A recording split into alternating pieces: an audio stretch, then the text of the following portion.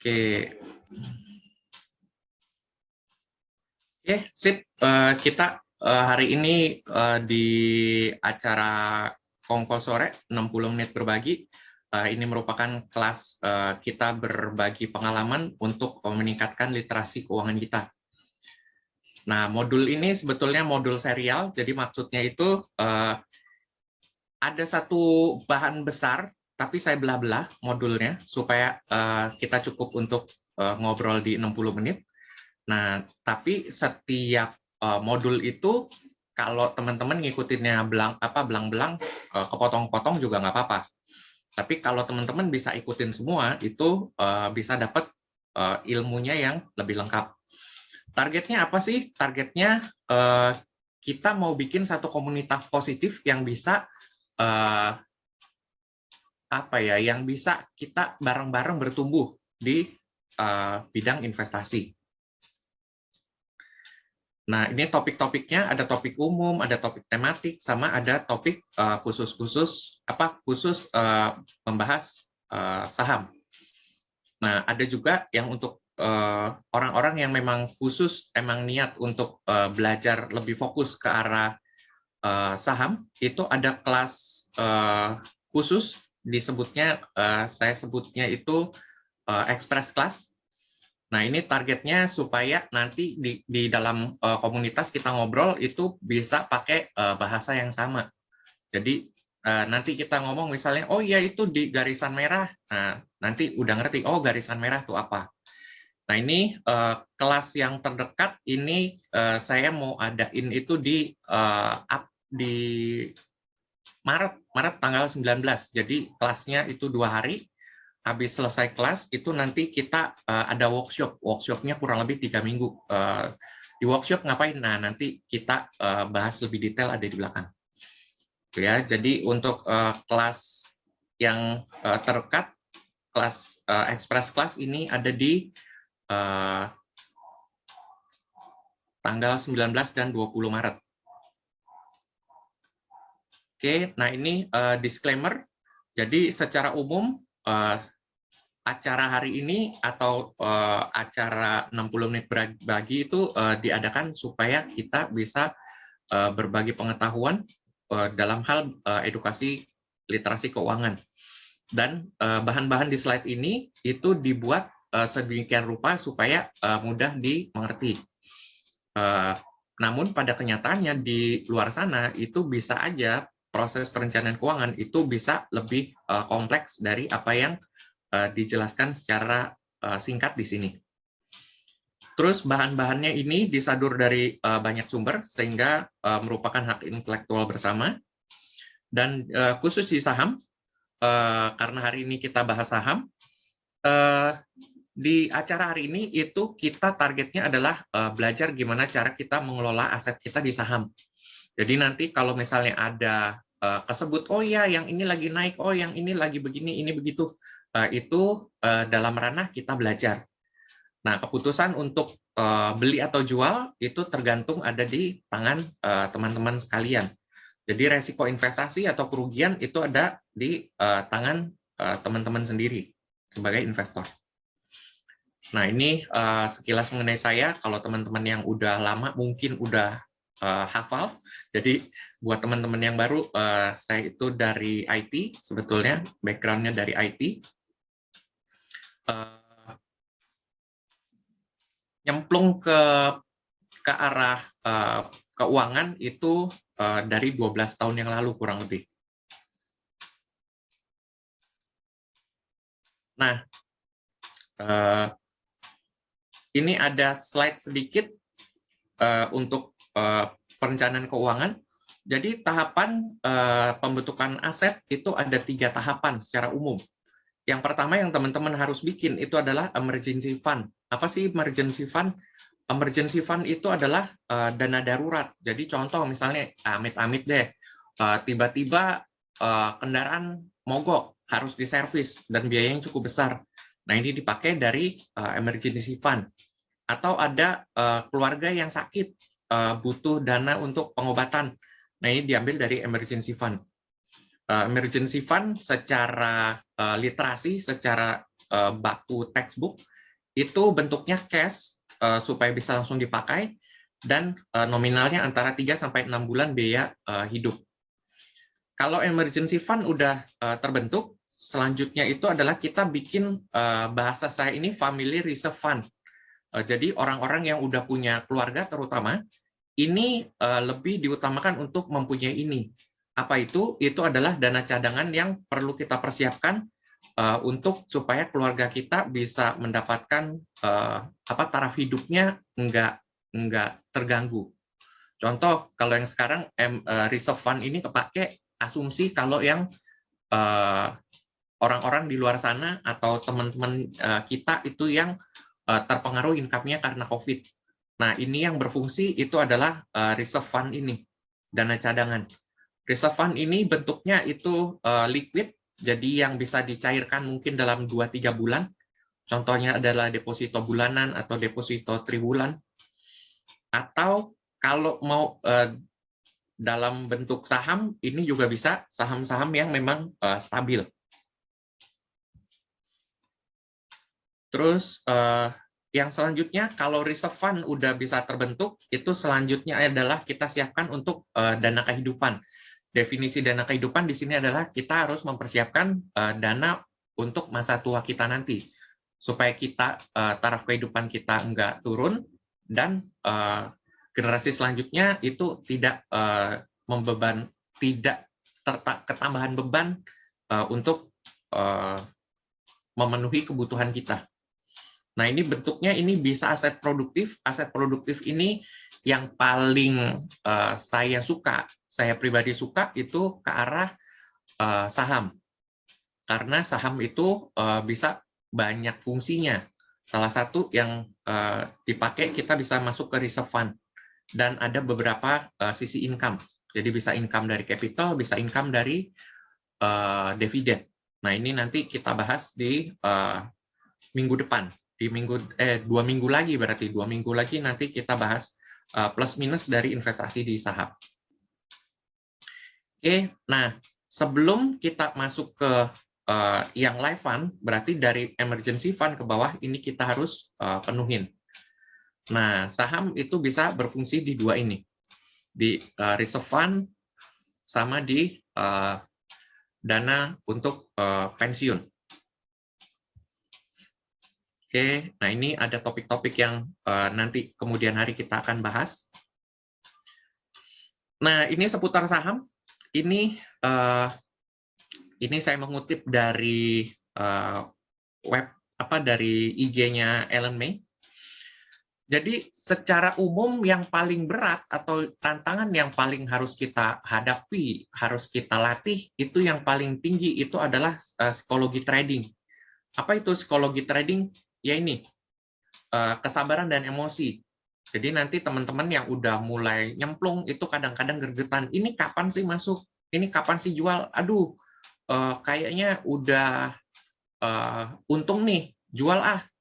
Atau enggak, wah ini lagi turun nih, jual apa enggak ya? Nah, ini yang teman-teman perlu latih dan asah. Ini adalah di psikologi trading. Habis itu teman-teman juga harus disiplin untuk risk management. Kalau nanti di pelatihan saya suka ngomong money management. Jadi harus atur stop loss, terus pembagian saham. Jadi saham harus kita bagi-bagi porsinya. Jangan kita punya dana sekian, semua dimasukin ke satu saham, yaitu tidak bijaksana. Nah, di sisi yang terakhir itu adalah technical analysis. Kenapa ini ditaruh paling bawah? Karena ini sebetulnya ujung tombaknya. Walaupun ini dibilang sebagian kecil, tetap aja kita harus mempertajam ilmunya. Sebab kalau ilmunya ini nggak tajam, kita sabar, terus manajemen kita benar, tapi kalau ininya kurang tajam, ya income kita juga lebih lambat. Jadi kalau technical analysis kita tajam, ya berarti kita bergeraknya bisa lebih lincah. Oke, nah ini refreshment aja. Kapan sih waktu kita beli atau jual? Secara umum kan ada yang ikutan teman, terus oh sekarang saat lagi rendah. Nah, kalau kita untuk bisa milih ini saatnya lagi rendah atau enggak, ini pasti kita harus punya tolak ukur. Begitu juga dengan waktu kapan kita jual. Apakah kalau yang penting udah cuan, teman-teman langsung jual, atau teman-teman cari harga optimal yang bisa teman-teman sampai harganya itu bagus dan teman-teman jual si emiten saham itu. Nah, untuk bisa dapat harga yang bagus untuk masuk dan harga bagus yang kita jual, itu sebetulnya ada alat bantunya. Nah, ada dua alat bantu utama, itu bisa ada analisis fundamental sama analisis teknikal. Nah, yang kita bahas lebih umum, yang lebih sering kita akan bahas, itu adalah di sisi analisis untuk teknikalnya. Nah, salah satu alat bantu itu adalah bentuknya berupa chart. Chart itu apa sih? Chart itu adalah kumpulan harga dari satu periode waktu perdagangan. Jadi contohnya kalau ini chart daily, berarti ini satu bar, satu candle, ini melambangkan periode perdagangan sehari. Nah, di candle itu bentuknya kalau diperbesar itu bentuknya seperti ini. Ada yang disebut body, ini yang badan gedenya. Terus ini ada tail, itu badan kecilnya. Nah, kalau seperti ini, biasanya yang warnanya hijau, hijau itu berarti open-nya di bawah, close-nya di atas. Nah, terus ini buntutnya itu apa? Buntutnya ini mencatat data tertinggi kapan, sama data terendah kapan. Jadi, secara umum, candle itu ada dua, ada yang warnanya hitam putih, ada yang warnanya merah atau hijau. Kalau yang hijau itu berarti open-nya lebih bawah daripada close-nya, jadi harganya relatif naik di hari itu. Kalau yang merah itu open-nya lebih tinggi daripada close-nya, berarti relatif di hari itu harganya turun. Tapi kalau dikomparasi dengan hari-hari sebelumnya, belum tentu. Contoh, kalau kayak di titik ini nih, hari yang merah itu ternyata penutupannya itu lebih tinggi daripada hari sebelumnya. Bisa aja kondisi seperti itu. Oke, itu untuk chart. Nah, kita lanjut. Terus kalau kita udah tahu chart, gunanya apa? Gunanya kita bisa lihat, jadi di chart itu ada satu titik, itu yang kita sebutnya high. Ada satu titik yang disebutnya low. Kalau di bahasa saya, ini adalah puncak, ini adalah lembah. Jadi, di setiap chart, itu yang perlu kita perhatikan, itu adalah kita harus mencari mana bukit, atau mana puncak, mana lembah. Targetnya apa? Targetnya kita untuk menentukan pola dari siklusnya. Jadi ada siklus datar, akumulasi di bawah. Akhir dari akumulasi kita masuk, terus dia uptrend. Pas uptrendnya selesai, didistribusi, kita jual. Nah, kalau dibilang dia fase berapa? Kalau ini secara standarisasi yang biasa saya pakai, di fase 1 itu adalah fase akumulasi. Jadi fase sideways yang ada di bawah. Terus fase 2 itu fase uptrend, jadi harganya berangsur-angsur naik. Fase ketiga itu adalah fase distribusi, jadi si pemain besar atau bandar itu ceritanya lagi jualan. Atau ada yang bilang bahwa di masa distribusi ini udah oversold. Jadi orang yang beli, niat belinya udah berkurang. Nah, di satu titik itu ada tren orang-orang jual terus. Nah, orang jual terus itu akhirnya arahnya adalah downtrend, jadi arahnya turun. Jadi secara umum ada akumulasi, uptrend, distribusi, downtrend, balik lagi akumulasi. Ini yang siklus sempurna. Bisa nggak beda dari ini? Bisa. Jadi akumulasi, uptrend, distribusi, uptrend lagi. Bisa nggak? Bisa. Bisa nggak distribusi, downtrend, akumulasi, downtrend lagi? Bisa nggak? Bisa. Tapi secara umum dari uptrend ke downtrend biasa ada sisi sideways-nya, ada sisi yang mendatarnya. Nah, kita berusaha untuk bagaimana kita bisa beli di sisi akumulasi, tapi jangan jauh-jauh, kita mau pas beli di sisi waktu dia udah mau naik. Dan kita jual pas sisi uptrend-nya udah selesai. Nah, ini yang kita akan pertajam di cara technical analysis. Nah, ini review. Jadi yang kemarin kita udah belajar untuk technical analysis-nya kita pakai indikator. Indikatornya yang kemarin kita pakai adalah MA. Jadi di sini kalau dibilang harga relatif di sini sama harga relatif di sini kurang lebih sama. Dibandingkan dengan dari si moving average ini, MA-nya. Jadi tinggi ini sama tinggi ini kurang lebih sama. Nah, jadi kita beli di sini, kita jual di atas sini. Taunya dari mana? Nah, kalau ini kita udah bahas di kemarin. Kalau teman-teman yang baru lihat sekarang, teman-teman bisa lihat di YouTube channel, itu ada yang kita pembahasan MA untuk posisi jual atau beli. Oke. Nah, kalau kita balik ke uptrend atau downtrend, nah, kalau ciri dari sideways, ini judulnya kebetulan salah. Jadi untuk sideways, itu secara umum, cirinya apa sih? Cirinya bukitnya itu rata-rata ketinggiannya sama. Jadi puncaknya ini rata-rata ketinggiannya sama, dan lembahnya rata-rata ketinggiannya sama. Nah, ini bisa dibilang posisi sideways. Jadi posisi sideways itu ada di sini nih. Posisi diakumulasi atau distribusi. Oke. Wah, ini judulnya keganti nih. Nah, ini yang benar judulnya itu adalah uptrend. Nah, kalau uptrend bedanya apa sih? Kalau uptrend itu bukitnya makin lama makin tinggi, jadi higher high, atau disertai sama lembahnya itu makin lama makin tinggi, jadi higher low. Ini jadi makin lama makin naik, ini juga makin lama makin naik.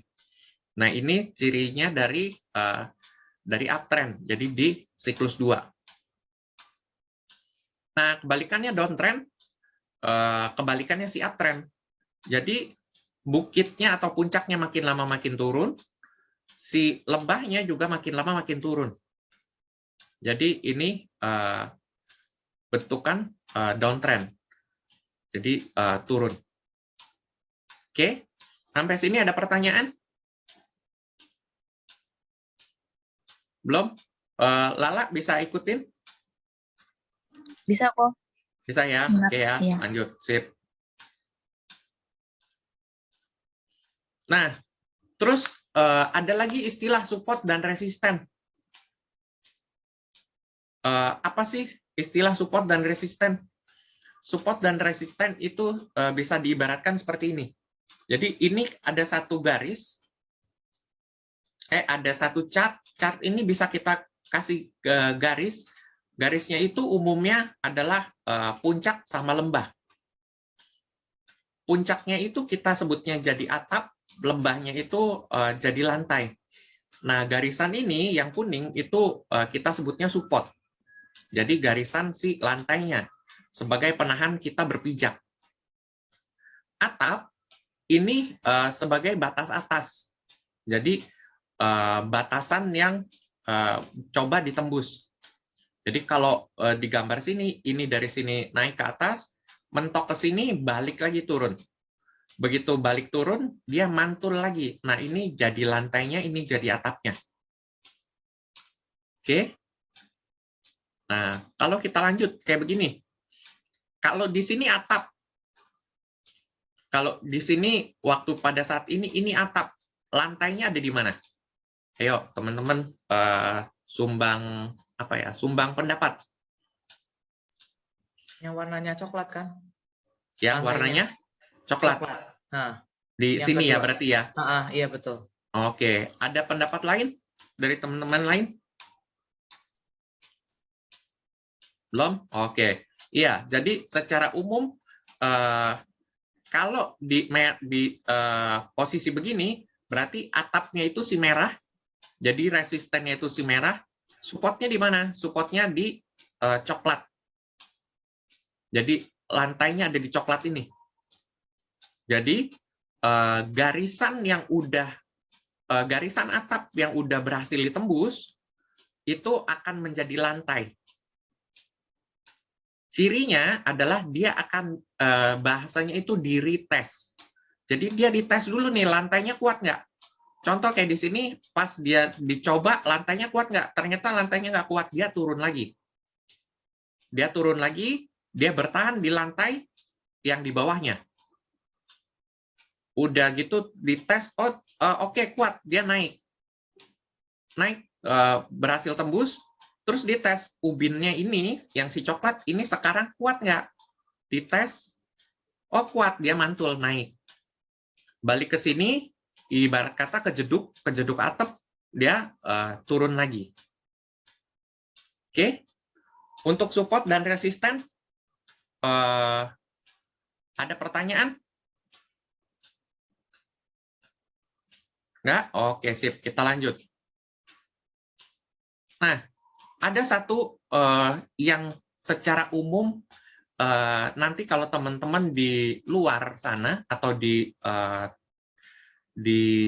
YouTube channel atau enggak nanti teman-teman cari di tempat lain, itu ada garisan yang disebut resisten atau support yang bentuknya kayak warna biru ini. Apa sih bedanya? Bedanya kalau yang tadi kuning, oranye sama merah, itu kan semuanya ada di pucuk-pucuk. Nah, kalau yang si biru, ini saya sebutnya ini adalah garis psikologi atau batas psikologi, sebutan saya pribadi. Kenapa? Ini seolah-olah ini ada batasan psikologi manusia nih. Ini naik kecepatannya segini, terus pas ngelewatin si biru, ini naiknya kecepatannya berubah nih. Terus pas turun, dia bertahan di sini, terus ketahan, coba tembus lagi. Nah, ini gampangnya itu adalah garis yang banyak disentuh. Dan disentuhnya itu gantian, bukan gantian. Kadang dia bisa jadi support, kadang dia bisa jadi resisten. Jadi kalau dicontoh di sini yang si biru, ini di sini jadi resisten, terus ditembus, terus di sini dia jadi support yang nggak kuat, tembus lagi jadi resisten lagi. Balik lagi di sini, dia coba bertahan, tembus, begitu bolak-balik. Jadi bisa dibilang sebetulnya ini adalah garisan resisten atau support yang cukup kuat. Makanya saya secara umum saya sebut ini adalah garisan batas psikologi. Oke.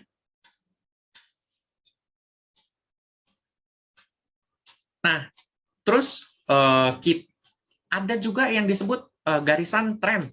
Apa sih garisan tren? Jadi kalau kita ikutin lembah atau bukit, puncak atau bukit, itu kalau ini puncak, ini lembah. Ini puncak, ini lembah. Nah, kita tarik dari puncak ke puncak. Dari puncak ke puncak kita tarik. Ini saya sebutnya garisan atas. Jadi batas atasnya. Oke. Terus ada lagi satu lagi, lembah ke lembah. Dari lembah ke lembah ditarik. Itu saya sebut batas bawah atau garisan bawah.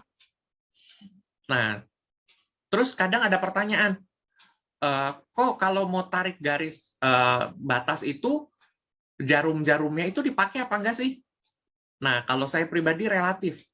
Kalau jarumnya itu tajam-tajam sekali, itu bisa nggak dipakai. Pakainya di bodinya.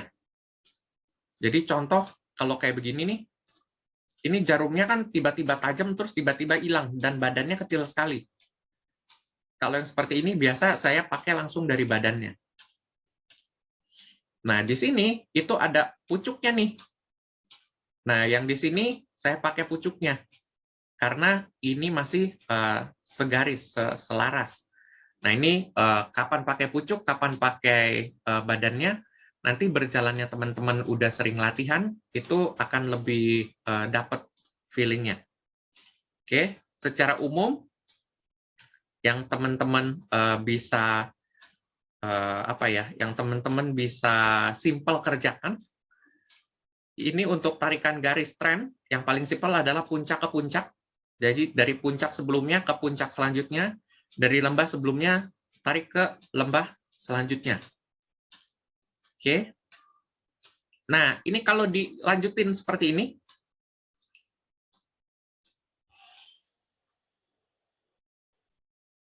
ini puncak, kalau ini puncak, lembahnya di mana?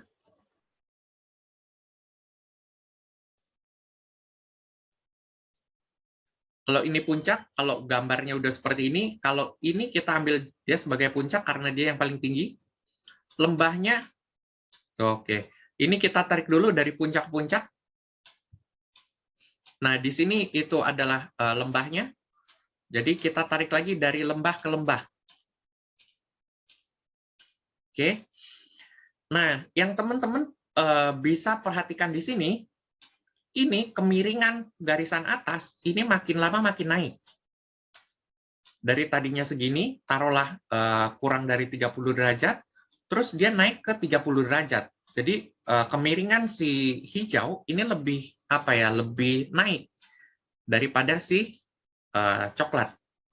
Nah, kalau garisan atas cenderung naik, berubah makin lama makin naik, dan si bawahnya juga makin lama makin naik, ini bisa teman-teman sebut ini sedang uptrend. Jadi ini posisinya posisi uptrend. Oke, jadi dari tarikan sini sampai tarikan sini itu uptrend. Oke. Kalau ini dilanjutin lagi, ini di bawah ada lembah, puncaknya berarti di mana? Puncaknya ada di sini. Berarti kita tarik dari puncak ke puncak, ini kemiringannya turun. Si lembahnya juga sama, kita tarik dari lembah ke lembah. Ini juga kemiringannya turun. Jadi kalau garisan atas turun, garisan bawah turun, ini bisa dibilang posisi waktu ini itu adalah sahamnya itu lagi downtrend. Gitu. Oke. Sampai sini ada pertanyaan? Ini apa ya? Ini fondasinya. Cara kita tarik garis ini yang simple tapi ini berguna. Jadi kalau saya diminta sharing ke teman-teman yang mau belajar, yang teman-teman pertama kali belajar saya rekomendasi adalah tarik garis ini, tarik garis yang sederhana dulu. Dari puncak ke puncak, puncak sebelumnya ke puncak sesudahnya. Gitu. Oke. Ada pertanyaan sampai sini? Via, bisa ikutin? Ya, kok bisa. Bisa ya? Oke, sip. Oke, kita lanjut. Nah, ini ada pola yang secara umum ini bisa teman-teman pakai untuk menganalisa ini lagi uptrend atau downtrend sih, atau akan uptrend atau akan downtrend. Nah, ini teman-teman kalau mau capture screen boleh. Ini teman-teman bisa capture screen. Jadi ada istilahnya falling wedge, terus symmetrical triangle, terus ada bullish rectangle. Pola umumnya adalah dari garisannya ini.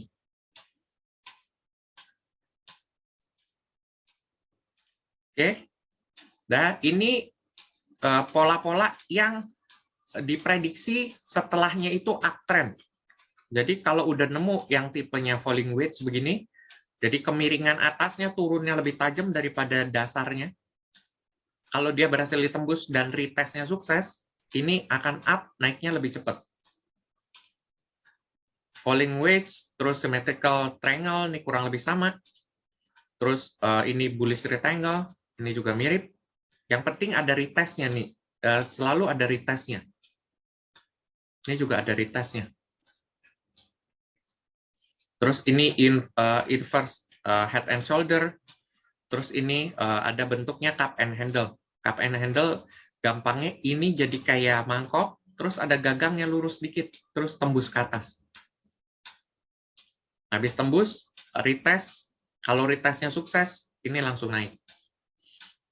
Nah, ini ada lagi yang ascending triangle. Jadi bawahnya lebih naik, atasnya datar. Ini yang up. Nah, kalau nemu yang tipe begini, ini teman-teman kalau pegang barang langsung jual.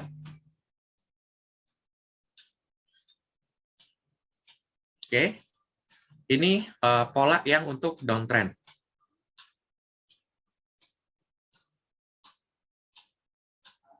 Oke. Nah, ini refreshment juga yang kayak kemarin. Jadi kalau kita berdasarkan pita kemarin, kalau lagi pada ngumpul, terus kebalik, ini kita jual. Terus kalau yang lagi ngumpul, terus urut lagi, ini berarti kita beli. Nah, kalau di pattern, ini kita pakai patokannya itu yang ini. Pola ini, dan pola ini. Oke. Nah, gitu.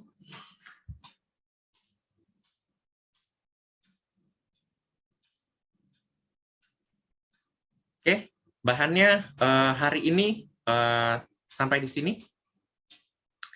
Ada pertanyaan untuk bahan hari ini? Nanti abis ini kita boleh. Kita coret-coretan langsung praktek biar lebih paham. Gimana, Via? Pak Martin minta slide sebelumnya, Pak Martin. Oh ya, Ini.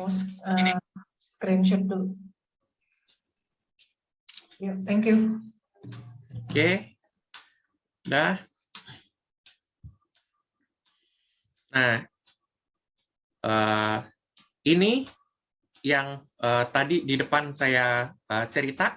Jadi untuk express class atau bahannya semua itu nanti kita bahas. Jadi bahan-bahan yang kepotong-kepotong per 60 menit ini di express class itu nanti kita bahas langsung total. Yang dibahas itu adalah money management, terus psikologi trading, terus penerapan indikator, support resisten, terus cara screening sama penentuan kapan jual, kapan beli. Nah, ini di express class itu selama 2 hari. Di hari Sabtu itu di 19, jadi kita acaranya itu diadainnya itu selalu Sabtu Minggu. Di Sabtu itu jam 1. Nah, yang di Maret ini kita 19 Maret jam 1. Terus di Minggu itu tanggal 20 Maret jam 2. Jadi kita kelas untuk tatap mukanya di Zoom itu 2 jam kali 2. Setelah itu nanti kita bentuknya akan workshop.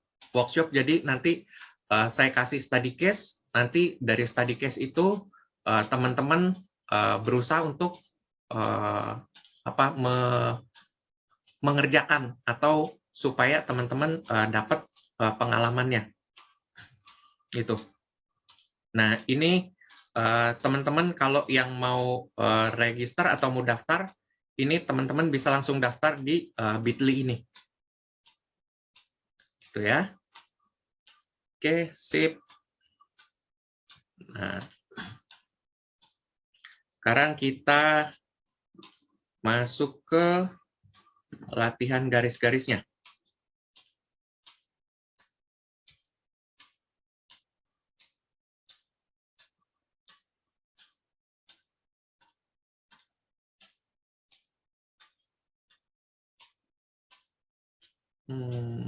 Share screen.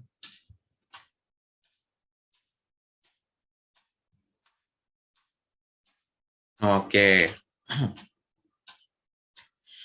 Nih kita mulai dari indeks. Indeks biasain kalau teman-teman ngelihat di daily, teman-teman biasain ngelihat chartnya itu kurang lebih setahun, sampai setahun setengah. Nah, jadi kalau seperti ini, kalau chartnya masih begini, yang lembahnya mana? Yang lembahnya ini nih. Ini lembah. Ini lembah. Jadi kalau tarik garisan, berarti kita tariknya begini.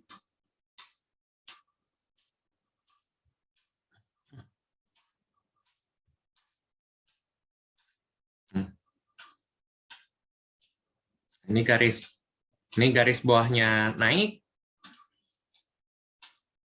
Bukit ada di mana? Bukit terakhir ada di sini. Bukit sebelumnya di mana? Di sini. Berarti kita tarik dari sini ke sini. Kok ternyata ini udah dilewatin dong? Iya, berarti dia si garisan ini, garisan atas ini sekarang posisinya udah jadi support. Gitu. Oke. Terus bukit selanjutnya dari mana? Ya bukit selanjutnya di sini belum ada. Sebab masih belum ada yang mayoritas, yang major, yang dominan. Jadi di daily-nya bentuknya ya seperti ini. Nah, tapi kalau kita pindah misalnya ke per jam, nah bentukan bukit sama lembahnya itu bisa jadi beda. Kalau di sini ini lembah, ini lembah, ini lembah. Oke, kebayang teman-teman? Jadi ini saya kasih yang warna merah nih. Ini garisan di hourly. Garisan di hourly-nya jadi begini.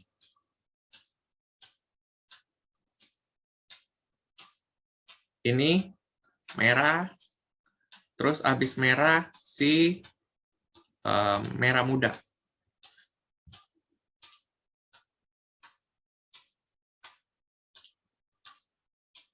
Ini relatif turun nih. Oke, habis itu dari sini naik lagi.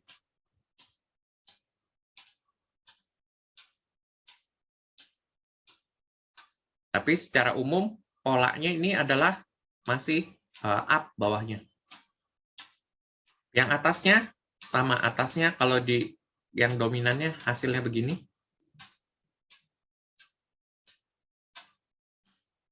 Nah, ini dia udah ngelewatin garisan atasnya, tapi nggak kuat, dia turun ke bawah, dia coba untuk bertahan di sini, di garisan yang warna merah ini.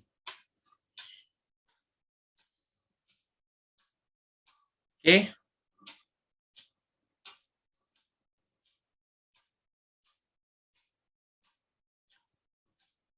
Ada pertanyaan dari garis-garisan ini?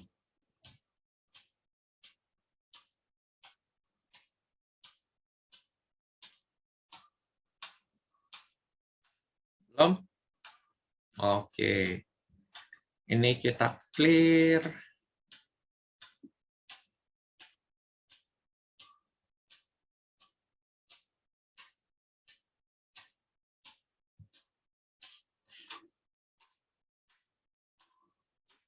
Nih, kalau kita ngelihat pattern-nya yang ini kita bisa gambarnya jadinya kan begini.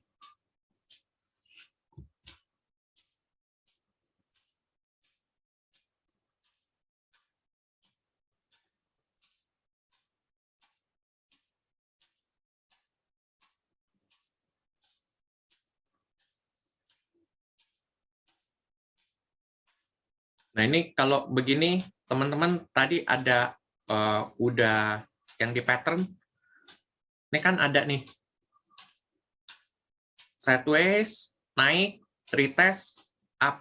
Jadi ini secara umum masih posisinya uptrend. Tuh ya. Jadi ini untuk indeks JKSE itu dalam jangka waktu pendek, dalam waktu hourly, ini masih uptrend. Oke. Oke, kurang lebih seperti itu. Ada yang mau ditanya atau kita mau coba ngelihat pattern di emiten lain? Ada yang mau coba? Ko Martin tanya kok, terus setelah bikin trendline itu, tadi kan Ko Martin bilang kan masih uptrend, tapi masih diliatin MA-nya juga, dikombin dengan MA juga ya? Kalau udah dikombin pakai sama MA, ya lebih kuat. Kalau MA-nya bilang naik, garisannya naik, ya berarti naik. Oh, ini ilustrasinya tanpa MA dulu gitu ya? Ini garisan doang nih. Jadi ada nggak korelasi antara MA sama garisan? Sebetulnya ada. MA itu kita bisa lebih kecenderungannya kita pakai untuk ngelihat momentum. Berapa kuat sih dia bergerak. Atau enggak, dia bergeraknya periodenya akan lama apa enggak sih? Nah, itu kita bisa lihat dari MA. Kalau garisan, itu kita hanya ngelihat dia ini titik bagus buat masuk apa enggak. Itu makanya nanti kalau di dalam pelatihan itu kita akan ngelihatnya nentuin arah tren itu biasa kita pakai garisan simpel sama MA. Tapi untuk nentuin oh ini masuk apa enggak itu biasa kita patokannya itu pakai garisan atasnya. Garisan atasnya udah di retest atau belum gitu.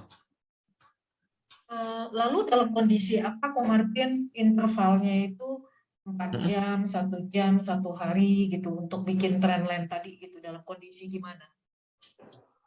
Kalau kita mau mainnya santai, definisi main santai itu kita bilangnya trend following. Kalau trend following kita ngelihat trennya itu di weekly. Nah, trend weekly kan bentuknya beda tuh akhirnya. Nih, kalau trend weekly saya kasih garis putus-putus warna hijau. Trend weekly-nya kan hasilnya jadinya begini. Yes.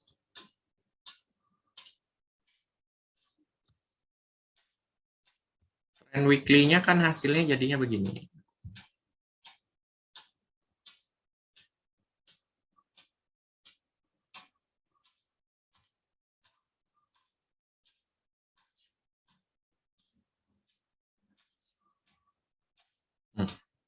Trend weekly-nya jadinya begini. Ini untuk garis bawahnya. Garis atasnya jadi masih sama itunya, tapi ini dia udah bisa digaris lagi. Bentuknya jadi begini. Udah tembus juga tuh.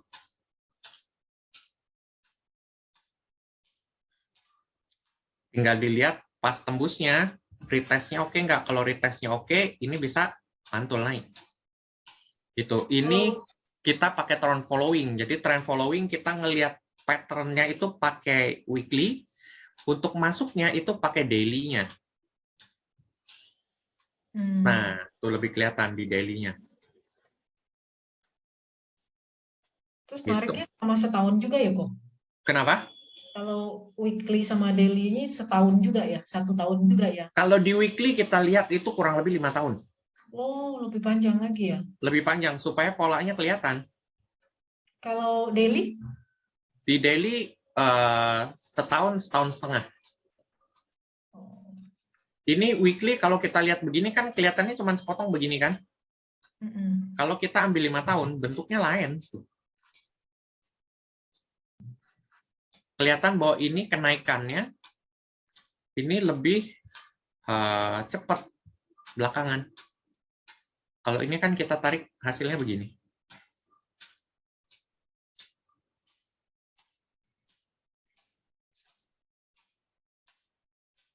Tuh, dia break kan.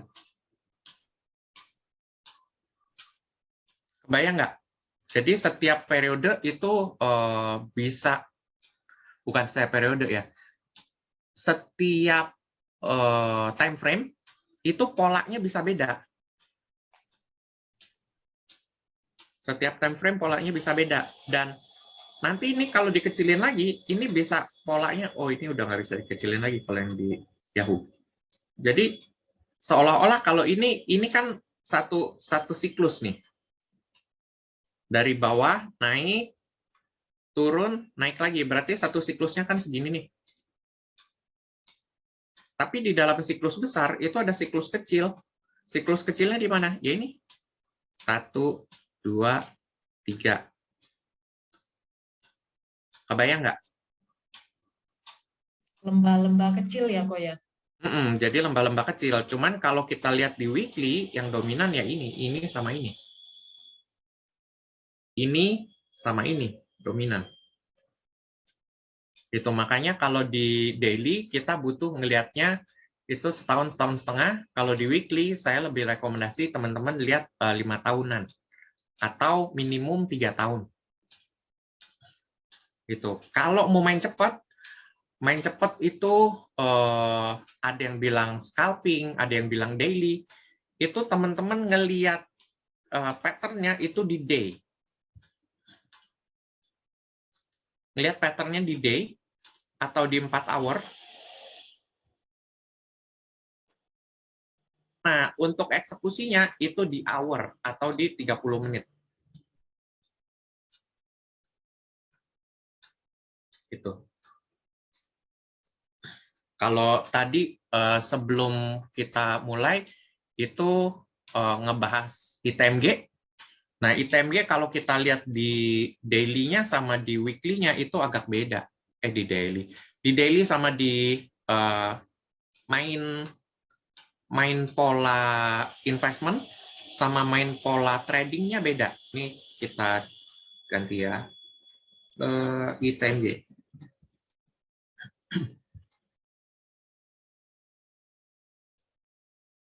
Ini ITMG. Kalau dibilang main cepat, ini masih uptrend ya. Garisannya.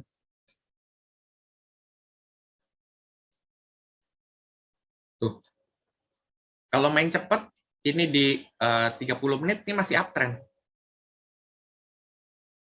Tapi kalau kita lihat di weekly-nya, ini udah melambat. Tuh, bentukannya kelihatan nggak?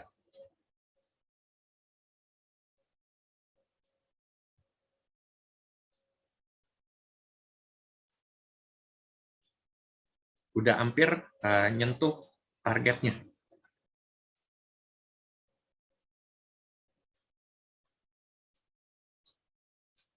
Tuh.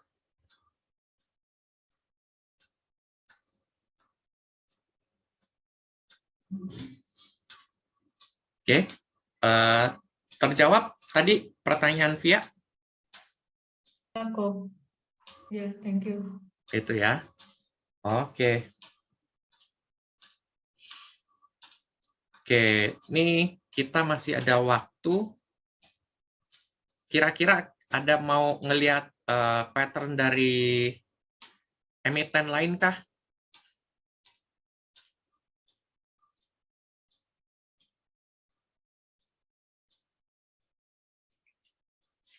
Nathan, ada mau nanya, Nathan? Enggak sih. Enggak. Garis-garis oke ya? Ya oke lah. Oke. Sip. Ya udah. Kalau udah nggak ada yang mau ditanya, hari ini kita sampai sini.